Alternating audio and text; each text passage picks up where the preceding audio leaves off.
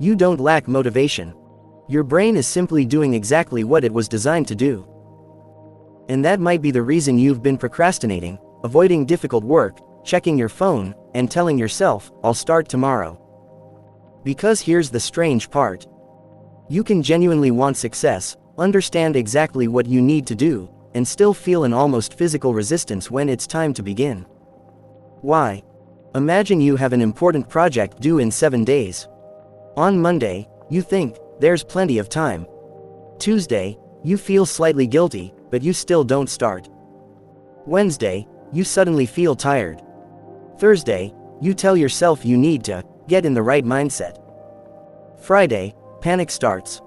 And suddenly, at 11:47 p.m. on Sunday, you become the most productive person alive. You've probably experienced this. And it creates a painful question. If I know what I want, why do I keep doing what I know I shouldn't? The answer isn't simply that you're lazy. Your brain has a much more interesting reason. Your brain doesn't care nearly as much about your future success as you think it does. It cares about what happens to you right now. Think about two choices. Choice 1, study for an exam for 2 hours. Choice 2, watch one more video. One choice gives you discomfort now and possibly success later. The other gives you pleasure now and almost no effort. Your brain looks at these two options and asks a very simple question. Which one makes me feel better immediately? And that's where the problem begins. Your future self is invisible. Your present feelings are not. Your brain can imagine being successful 6 months from now, but it can feel boredom, anxiety, and effort right now. And immediate feelings usually win. This is why you can spend 40 minutes scrolling through videos without feeling exhausted, but feel tired after 10 minutes of studying. The work isn't always physically harder. It's psychologically less rewarding. And there's something even more surprising happening underneath. Your brain has learned what you repeatedly reward. Every time you're bored and reach for your phone, you teach your brain. Boredom means stimulation. Every time a difficult task makes you uncomfortable and you avoid it, you teach your brain. Discomfort means escape. Every time you postpone something difficult and feel temporary relief, your brain learns that postponing works. Not because it helps your future, because it makes your present moment feel better. And the temporary relief is the trap. Let's say you need to write an important report. You open your laptop. You stare at the blank document. You feel a little uncomfortable. Then you think, I'll just check my messages first. You open your phone. You see a message. Then another. Then a video. Then another video. For a few minutes, you feel better. The anxiety disappears. And your brain remembers that. So the next time you face that report, the same pattern becomes easier to repeat. This is why procrastination can become a habit without you consciously choosing it. You're not just avoiding work. You're training your brain to escape discomfort. But there's a deeper problem. The more often you choose comfort, the more uncomfortable ordinary effort begins to feel. At first, studying for 30 minutes feels difficult.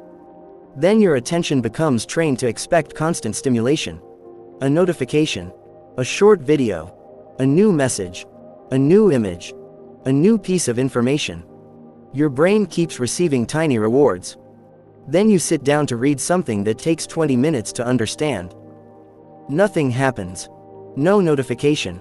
No surprise. No instant reward. And suddenly your brain whispers, "This is boring."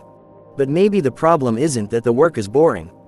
Maybe you've trained your brain to have no patience for anything that isn't immediately rewarding. And this changes the way you should think about discipline. Most people believe discipline means forcing yourself to work harder. But sometimes discipline is actually about making the wrong behavior less attractive. Because your environment is constantly negotiating with your brain.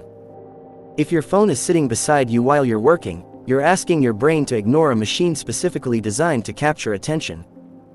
That's not a fair fight.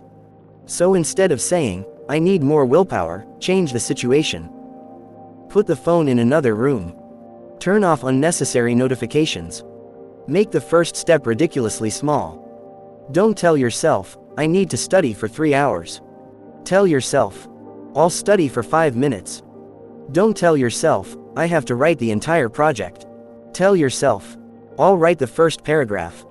Why does this work? Because your brain often fears the beginning more than the work itself.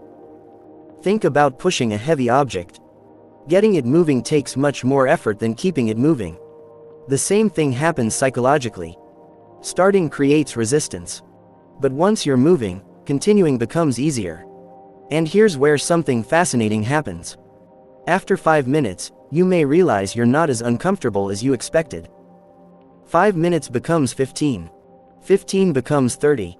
And suddenly, you didn't need motivation. You simply needed to cross the psychological barrier of starting.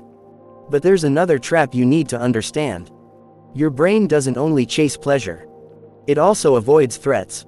And sometimes difficult work feels threatening because it can challenge your identity. Imagine you want to start a business. You tell everyone you're going to do it. Then you sit down to actually build it. Suddenly, you're no longer imagining success. You're confronting the possibility of failure. What if nobody buys? What if people laugh? What if you're not good enough? What if you discover that you're not as talented as you thought? Suddenly, checking your phone feels very attractive. Because the phone isn't just entertainment anymore. It's an escape from uncertainty. This is why some procrastination isn't really about laziness. It's emotional avoidance. You're not avoiding the task. You're avoiding what the task might make you feel. Fear, boredom, confusion, insecurity, the possibility of failure. And once you understand that, you can ask a much better question. Not, why am I so lazy? But, what feeling am I trying to escape right now? That question can completely change your behavior. Maybe you're not avoiding the assignment. Maybe you're avoiding the fear that your work won't be good enough. Maybe you're not avoiding the gym. Maybe you're avoiding feeling weak compared with everyone around you. Maybe you're not avoiding starting the business. Maybe you're avoiding the possibility that it might fail. And when you identify the emotion, you can finally deal with the real problem. Because motivation is unreliable. It comes and goes. But your environment, your habits, and your response to discomfort can be designed.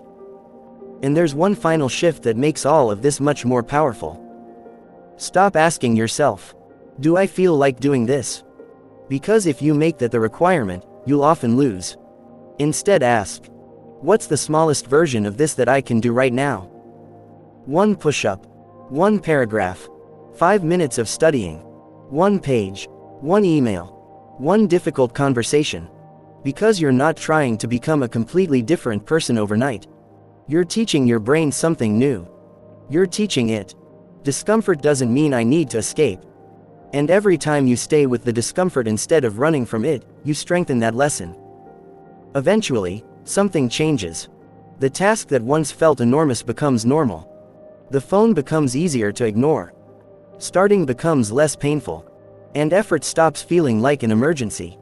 You don't become superhuman. You simply stop allowing your brain's desire for immediate comfort to control every decision. So the next time you catch yourself saying, I'll do it tomorrow, pause for a second.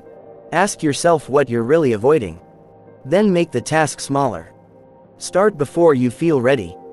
Because your future isn't destroyed by one lazy afternoon.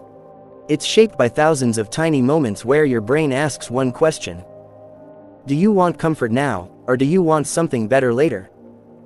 And every time you choose the harder thing, even for 5 minutes, you're not just finishing a task. You're teaching your brain who you are. And one day, you may realize that success didn't begin when you finally became motivated. It began when you stopped waiting to feel like doing it.